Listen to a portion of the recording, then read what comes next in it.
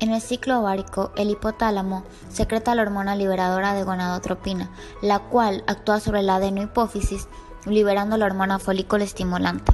La hormona folículo estimulante actúa sobre los folículos y interviene en su crecimiento. A su vez, en el ovario se está secretando el estrógeno. En el día de la ovulación, el estradiol comienza un ascenso rápido y como consecuencia de esta alta, la hormona luteinizante, también secretada por la adenohipófisis, llega a su pico, produciéndose así la ovulación.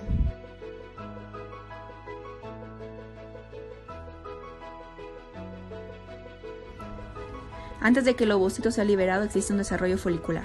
Folículo primordial. El ovocito está rodeado por capas simples de células foliculares. Folículo primario. Aparece la zona pelúcida, la teca y más de una capa de células foliculares. En el folículo secundario aparece el antro. En el folículo maduro de Graf, el antro ya está más grande. Aparece el cúmulo óforo. El folículo está listo. Durante la eyaculación masculina se depositan en el orificio del cérvix uterino unos 200 a 600 millones de espermatozoides, pero solo unos 200 llegan a la zona de fecundación. Estos requieren de una capacitación de 7 horas en el tracto reproductor femenino en la que pierden la cubierta glucoproteica del acrosoma. Entonces, la fecundación ocurre a nivel de la ampolla en la trompa uterina y comienza cuando el espermatozoide entra en contacto con el ovocito secundario, constando de 5 etapas. Primero, el paso del espermatozoide a través de la corona radiada gracias a la enzima hialuronidasa liberada por el acrosoma. Este pasa a través de la zona pelúcida luego del óvulo por 3 enzimas más del acrosoma, pero principalmente acrosina, que genera la reacción de zona en el óvulo, en la que se induce un efecto proteolítico que hace que el óvulo se vuelva impermeable para otros espermatozoides. Luego se fusionan las membranas celulares del espermatozoide y del óvulo y desaparecen, permitiendo el ingreso de la cabeza y cola del espermatozoide. En ese punto se activa y concluye la segunda división meiótica del ovocito y se forma el pronúcleo femenino. Después se forma el pronúcleo masculino y el ovocito pasa a llamarse ovótido. Finalmente se fusionan los dos pronúcleos haploides y se recombina el material genético, dando lugar a una agregación diploide única de cromosomas y el ovótido pasa a llamarse cigoto. 30 horas después de la fecundación sucede la segmentación de ese cigoto a lo largo de la trompa uterina, lo que implica una serie de divisiones mitóticas repetidas para incrementar el número de células del cigoto llamadas blastómeros. Al tercer día de la fecundación, cuando tiene entre 2 y 32 células, pasa a llamarse mórula.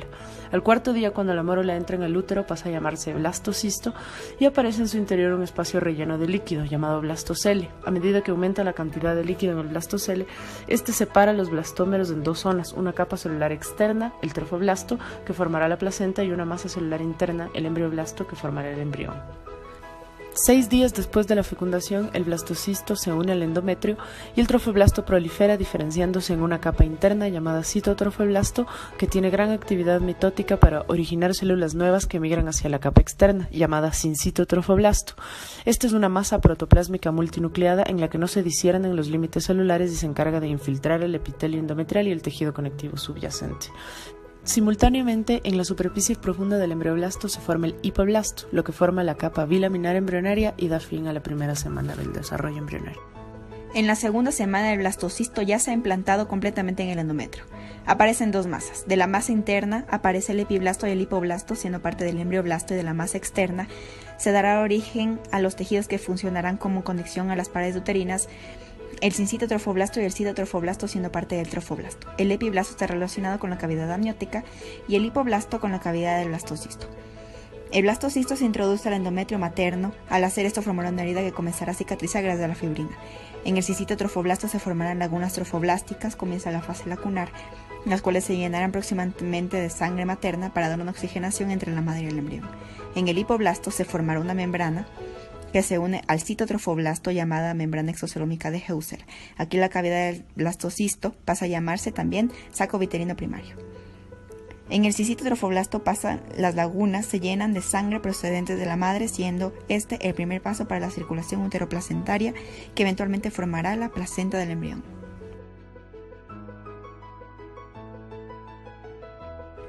Las células del endodermo vesical forman una capa de tejido conjuntivo, el mesodermo extraembrionario.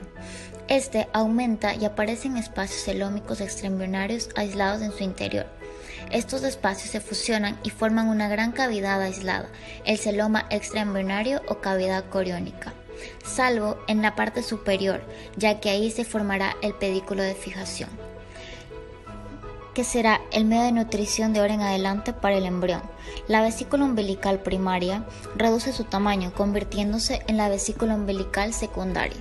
Las células del tejido conjuntivo endometrial experimentan una transformación llamada reacción decidual. Estas células se hinchan por la acumulación de glucógeno y lípido en el citoplasma y se transforman en células deciduales, las cuales proporcionarán gran nutrición al embrión. Existe una proliferación de células citotrofoblásticas, las cuales tienen extensiones celulares que crecen hacia el sincitotrofoblasto, que a su vez también hacen que crezca el mesodermo somático extraembrionario. Estas proyecciones forman vellosidades coriónicas primarias. El embrión de 14 días sufre un cambio en sus células hipoblásticas de una zona localizada, donde ahora sus células son cilíndricas y forman un área circular engrosada, la placa precordal. Tercera semana. Formación de capas germinativas. Al final de la segunda semana se ha formado la cavidad coriónica. Tenemos un disco bilaminar. Este mismo se transforma en trilaminar, dando inicio a la tercera semana. Este a su vez forma 3 capas germinativas.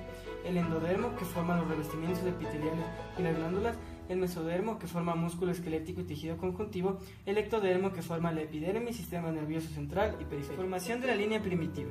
Inicia la gastrulación. Esta se forma a partir del epiblasto, formando en su extremo el nódulo primitivo, a su vez formando el surco primitivo, que continúa con la fosita primitiva.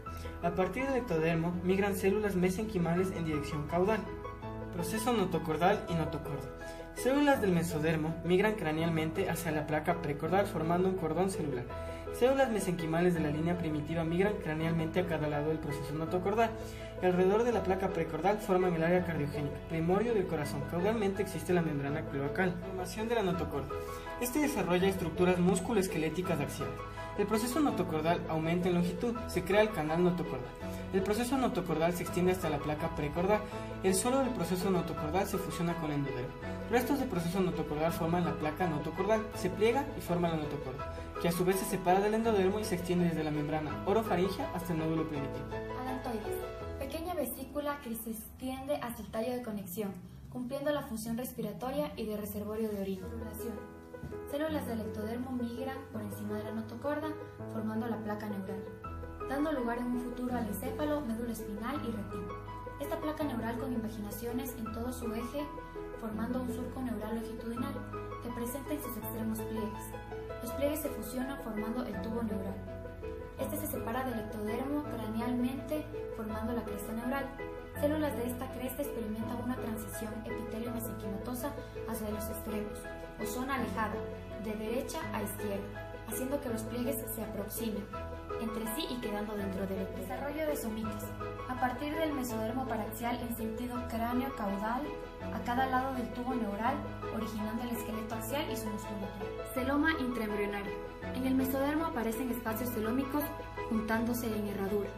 El mesodermo somático y el ectodermo embrionario forman somatopleura. El mesodermo esplásmico y el endodermo embrionario forman esplagmopleura. Sistema cardiovascular, vasculogénesis y angiogénesis. Se forma en el tallo embrionario, en el corión y la vesícula umbilical. La angiogénesis comienza formando angioblastos agrupados en islotes. Estos se aplanan formando células endoteliales. La formación de nuevos canales es la vasculogénesis y la formación de ramificaciones es la angiogénesis. Sistema cardiovascular primordial. Corazón y vasos se forman a partir del área cardiogénica desarrollando canales pares. A su vez, tubos cardíacos endocárdicos que se fusionan y forman el tubo cardíaco primordial. Existen diferentes tipos de arterias importantes. Arterias umbilicales relacionadas con el corión, arterias vitelinas alcanzando la vesícula umbilical y arterias intersegmentarias distribuidas en el cuerpo del embrión. La vena umbilical transporta sangre oxigenada y las arterias umbilicales transportan sangre escasamente oxigenada y productos de vellosidades coriónicas. Primarias en la segunda semana, secundarias con el tejido mesenquimal, terciarias con los vasos sanguíneos formando redes arteriocapilares. Semana 4. Al principio el embrión es una estructura casi recta que muestra entre 4 y 12 somitas. El tubo neural. Aberturas amplias, neuroporos rostral y caudal. Hacia el día 24 son visibles los primeros arcos faringios. El primer arco faringio, arco mandibular. El día 26 pueden observarse 3 pares de arcos faringios y el cierre del neuroporo rostral. Los días 26 y 27 los esbozos de los miembros superiores en el cuerpo. La coda ópticas pueden verse dos emplazamientos ectodérmicos, placodas cristalinianas. Hacia el final de la cuarta semana se cierra generalmente el neuroporo caudal. En la semana 5 se forma ojo en desarrollo, la coda nasal, boca primitiva. Debido al rápido crecimiento, el segundo arco faríngeo, supera el tamaño del tercero y cuarto arcos, formándose una depresión lateral a cada lado, el seno cervical.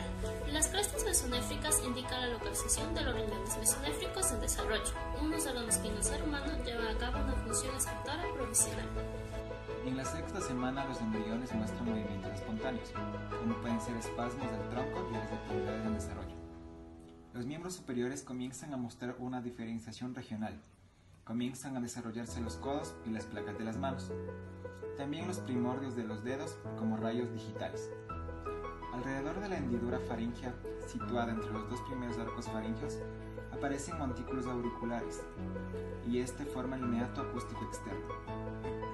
El desarrollo de los miembros inferiores comienzan a formar 4 y 5 días después del desarrollo del miembro superior. En la sexta semana, la cabeza es muy grande en relación con el tronco y permanece curvada sobre la prominencia cardíaca. En la séptima semana comienzan a desarrollar la zona de separación entre los rayos digitales de las manos. La comunicación entre el intestino primitivo y la vesícula umbilical queda reducida a un conducto onfaloentérico. Hacia el final de la séptima semana se inicia la osificación de los huesos del miembro superior. En la octava semana de embarazo, el embrión ya está con 23 milímetros. Los dedos de las manos ya están separados. Salen las muescas entre los rayos digitales de los pies. Aparece el lecho vascular del cuero cabelludo. Empieza la osificación de los fémures. La fusión epitelial de los párpados. Comienzan movimientos deliberados de las manos y de los pies. Y desaparece la eminencia caudal.